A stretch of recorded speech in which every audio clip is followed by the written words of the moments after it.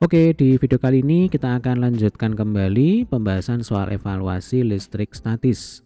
Dua buah partikel A dan B masing-masing bermuatan plus 20 mikrokulom dan plus 45 mikrokulom.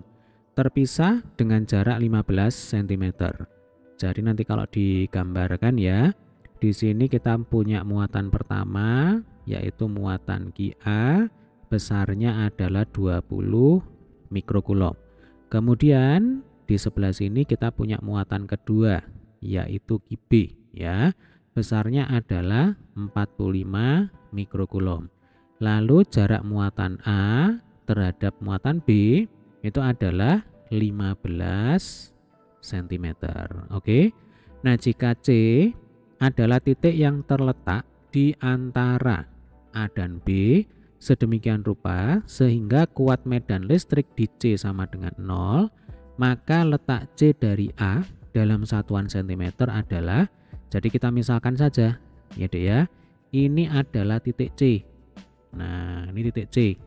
Jarak dari muatan A ke titik C itu yang ditanyakan. Nah, di sini kita misalkan sama dengan X cm ya. Nah, jarak muatan A ke C itu X cm. Karena jarak muatan A ke muatan B itu 15 cm, maka jarak titik C ke muatan QB itu akan sama dengan 15 dikurangi X cm. Oke. Selanjutnya tugas kita adalah menghitung X, yang mana di titik C ya, medan listrik yang dihasilkan oleh QA itu akan meniadakan medan listrik yang dihasilkan oleh muatan QB. Nah, maksudnya bagaimana? Jadi begini, kalau ada muatan listrik positif, maka medan listriknya itu akan keluar, ya, memancar dari muatan tersebut. Jadi nanti medan listrik yang dihasilkan oleh muatan A di titik C itu arahnya adalah ke kanan. Nah, seperti ini. Ini adalah EA, ya.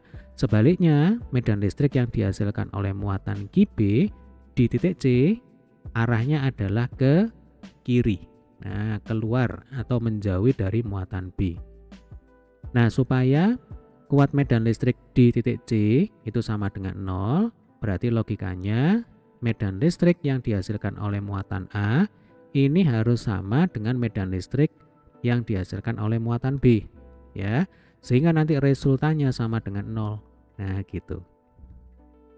Rumus untuk menghitung medan listrik yaitu K dikalikan dengan Q dibagi dengan R kuadrat. K itu konstanta, Q itu muatan, R itu adalah jarak titik ke muatan. Nah, karena di sini EA berarti nanti K dikalikan dengan QA dibagi dengan RA kuadrat. Maka ini harus sama dengan K dikalikan dengan QB dibagi dengan RB kuadrat ya. Nah, karena K itu konstanta berarti kan nilainya selalu sama, nilainya selalu tetap ya Dek ya. Berarti kiri dan kanan untuk K-nya ini bisa kita coret ya. Kemudian untuk QA, nah biarkan saja satuannya dalam mikrokulom ya, tidak perlu dijadikan kulom. Maka ini 20 kemudian dibagi RA kuadrat. Nah, RA-nya kan sama dengan X, berarti di sini dibagi X kuadrat. Sama dengan QB itu 45.